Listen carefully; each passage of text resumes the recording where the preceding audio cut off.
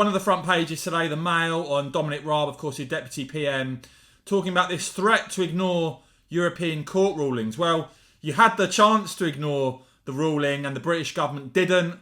We saw, of course, the flight to Rwanda effectively being blocked by the ECHR.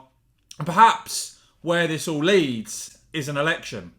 I say that because when you look at Labour's position on Brexit now, you've got Keir Starmer talking about a new deal with the EU. You've got one of his MPs letting the cat out the bag there in terms of a rejoin agenda. The Lib Dems, of course, talking about rejoining the EU single market. Tobias Ellwood, Conservative MP, talking about rejoining the EU single market. You've got opposition to the protocol bill that's been brought forward by, Tory Remainer rebels, and of course the Remain-dominated Lords.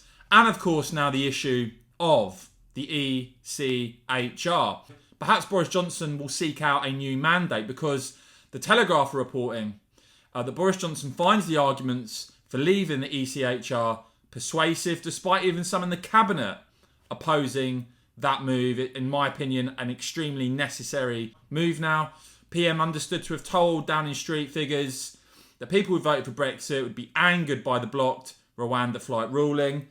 That's a bit of an understatement, I think. And a senior government source quoted as saying he understands people who voted for Brexit would be baffled why a European court is overriding the UK court. So perhaps we're heading towards another election, because, as the Sun report there, some cabinet ministers are urging the PM now to call an election on a campaign to reform human rights, quoted as saying it should be the only manifesto commitment and put to the country as soon as possible if he has the balls. Perhaps that's where we're headed then, and make no mistake about it, Boris Johnson, the Tories, put that to the country, I have absolutely no doubt, a whopping victory from the British people. But on the other hand, Boris already has a big majority and many expect him to use it.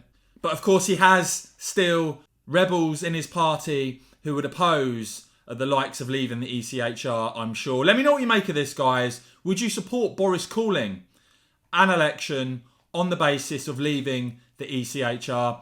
I'll keep bringing you all the very latest on this and more. Please do whack this video a quick thumbs up. And of course, as ever, cheers for watching.